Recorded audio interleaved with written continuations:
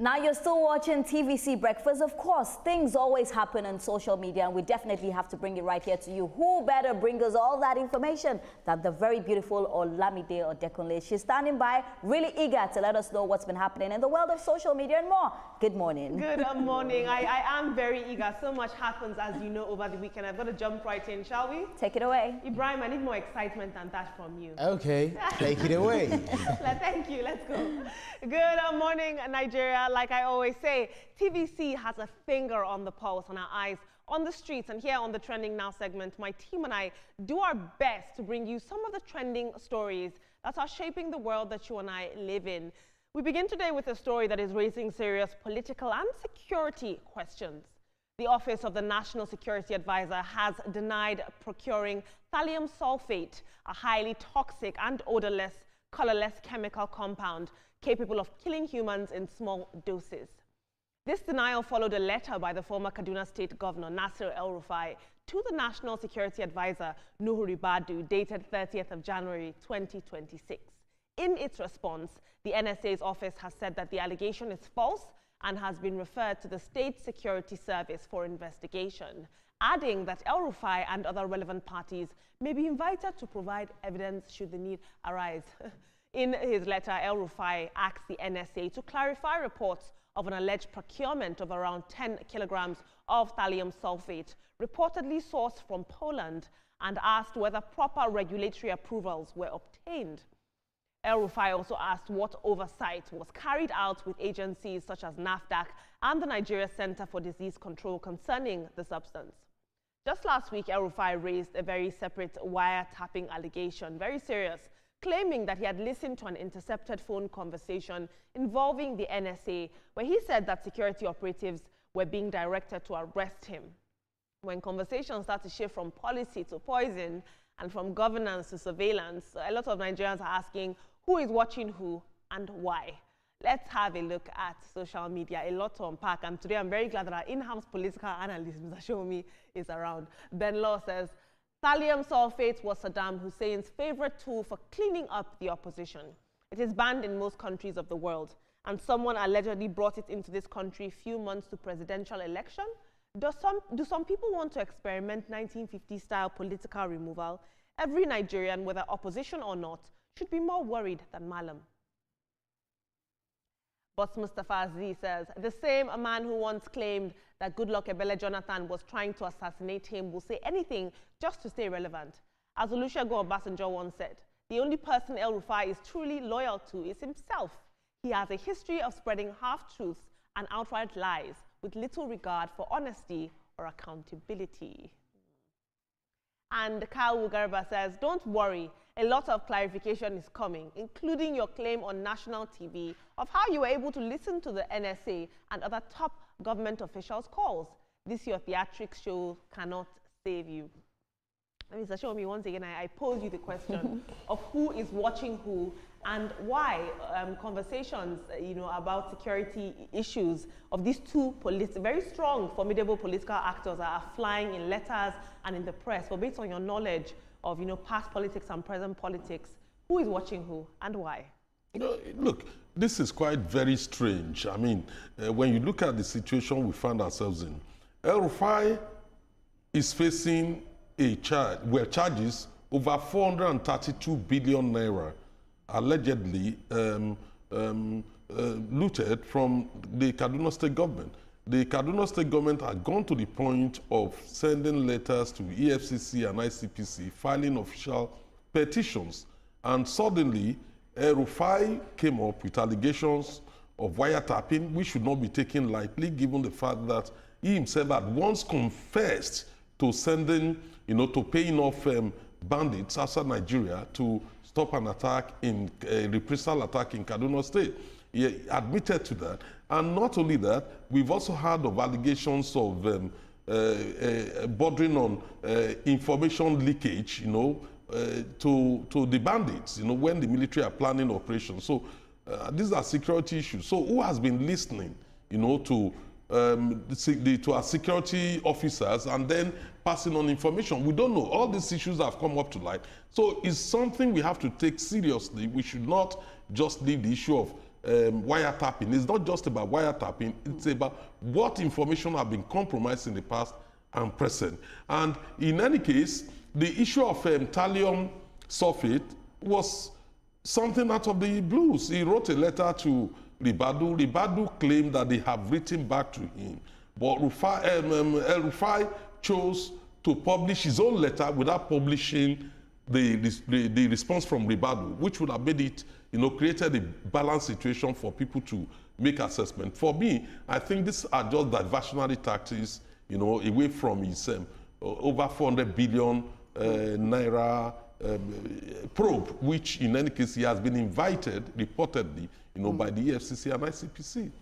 For me, all I'll say to Nasir El-Rufai is that for these kind of, allegations you're making, I'm just hoping that you have evidence to back it, because these are very, very, big allegations. And if there is no substantial evidence, you are going to be in a very big problem, because like we said earlier on during the newspaper review, some of the things that he has said are quite scary, and these are the things that really needs to be looked at. I mean, this is a former governor, so people need to, pay attention to what happened during his tenure. And I love the fact that right now, I'll put it in a way that, power is touching everybody, no matter who you are. If there are things that you have done that is not good, wait, when you were governor, the EFCC will get you, the rights authorities will get you. So I'm hoping that this is a case that we follow through. This is not a case that we should just start and just, sweep it under the ground. This is a case that we get to see how it ends. We will follow the story and see what finally happens. If he is guilty, like I said earlier on, he needs to face the weight of the law. If he's not guilty, he also needs to make sure that we start seeing evidence, not allegation, but no evidence.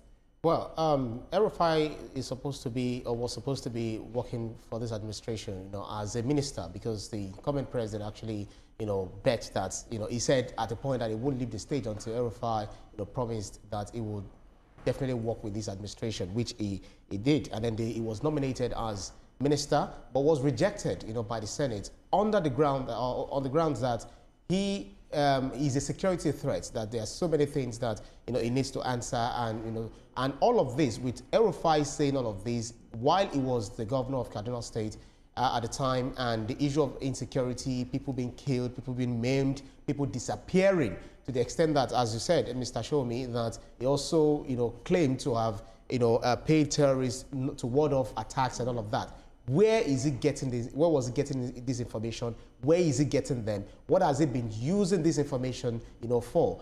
Is it to the benefit of Nigeria or against the Nigerian nation? So many questions to be answered by Nasir El-Rufai, to the extent that former President Olusegun Obasanjo, said that my vivid recollection of El-Rufai is his penchant for lying, for unfair embellishment of stories, and his inability to sustain loyalty, for long. Yeah. He lied brazenly, according to him. So these are some of the things that, we need to, put up while we are investigating these, spurious allegations made by El-Rufai. Absolutely. Very astute observations, team. Thank you so much. Now let's talk about another story that is hitting many people hard right now. A 22-year-old Nigerian student and e-hailing driver, Isaac Sattler, was killed in Pretoria, South Africa, just weeks before he was expected to graduate. A dashboard camera captured the entire attack while he was on duty, highlighting the risk that many migrant gig workers face, especially working late hours. Now, Isaac was preparing to graduate next month, and he had plans to relocate to Canada to continue his education. His family is now, unfortunately, trying to raise about 70,000 rand to repatriate his body to Nigeria. A family spokesperson says that they aren't treating this as a xenophobic attack, but as a criminal act, and they say that many South Africans have supported their family with donations and are calling for justice for Isaac. This is what a family representative had to say.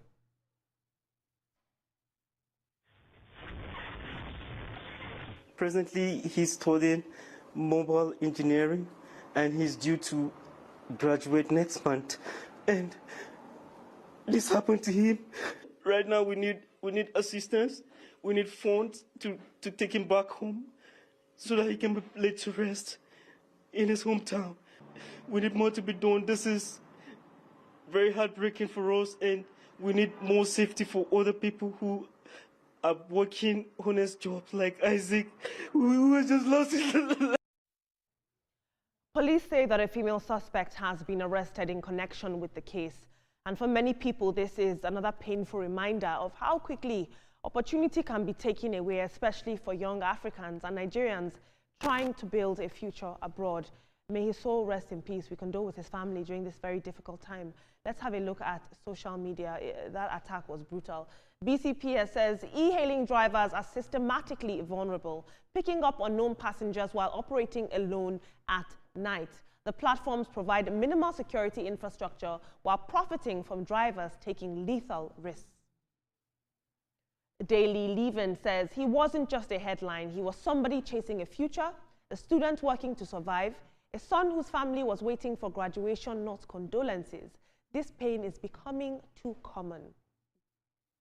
And finally, Vincent Okechukwu says, one thing I commend South Africans for is zero tolerance for crime, regardless of origin. When I saw the video, I didn't know where he was from. I only saw South Africans unite to condemn it and demand justice.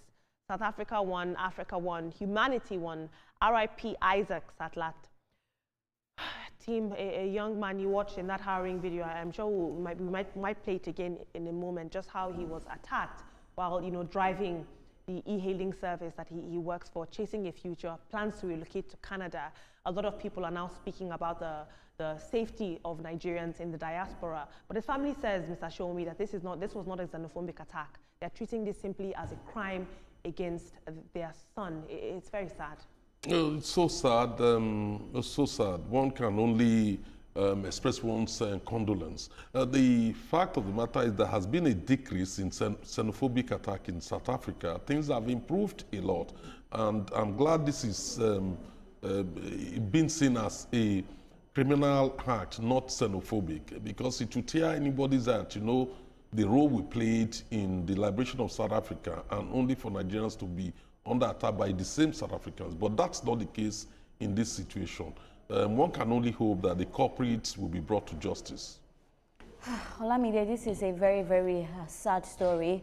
A young man, life has been cut short. He had really beautiful dreams, and I'm just hoping that the family, may God give you the strength to bear this kind of loss. But the girl that has been identified, I'm really hoping that, she needs to answer a lot of questions. First of all, who is she to him? Does she know him before? Because the anger at which she's attacking him, I'm wondering, what could bring about this kind of rage? It's actually a sad one, and I love the fact that South Africans are coming together. This is no xenophobic attack. This is a criminal attack. This can happen to anybody. So I love the fact that they are all gathering around together, just to make sure that, they get to the end of this case. And this lady, these people that, did this crime, I'm really hoping that they face the full weight of the law. I see that the family is now begging for some funds. I just wish the family, the very best at this trying period.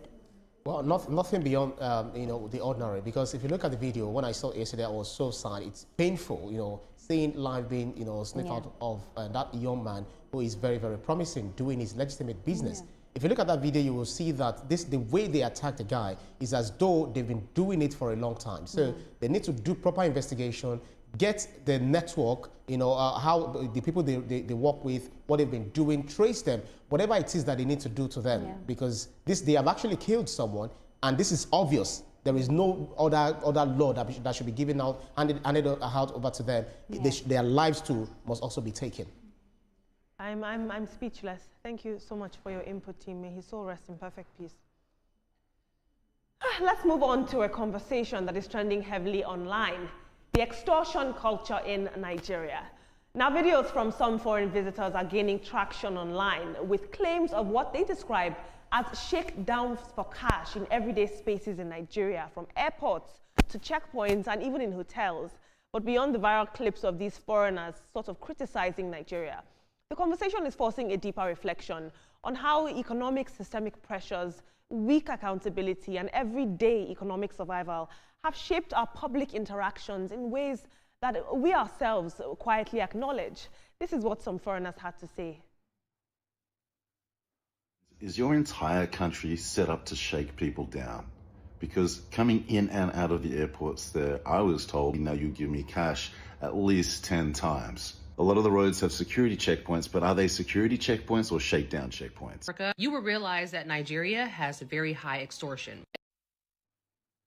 Let's have a look at what you had to say about this on social media.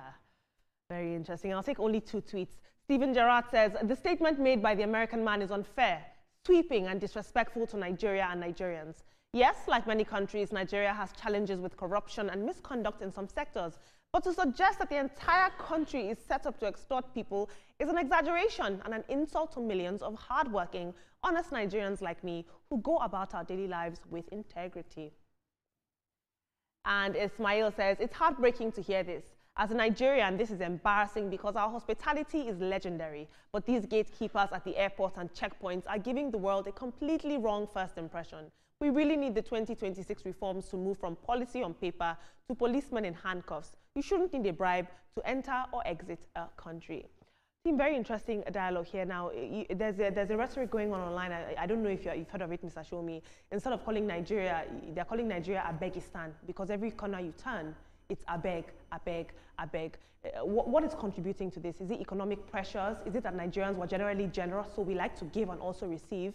Is it a broader culture of entitlement? What do you make of this extortion culture? Because it happens a lot.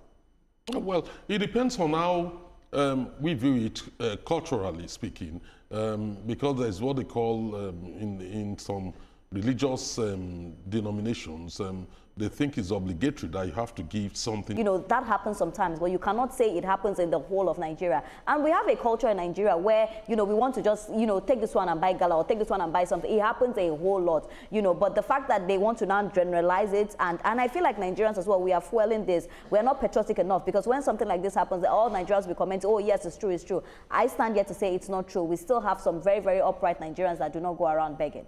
I feel overgeneralization, you know, can be a problem, but let's call it spade a spade. People do it. You know, even when you get to the airport, you see, after checking your luggages and all of that, they start asking you for tips and all of that. And I think it's very bad. It's a sense of entitlement. It's greed. So we should stop that culture. We should stop that culture of entitlement. People give you what they want. Don't beg. Thank you so much for your input, team. Especially you, Brian. Moving on here on the TVC Breakfast Show, we truly believe that time is of the essence. The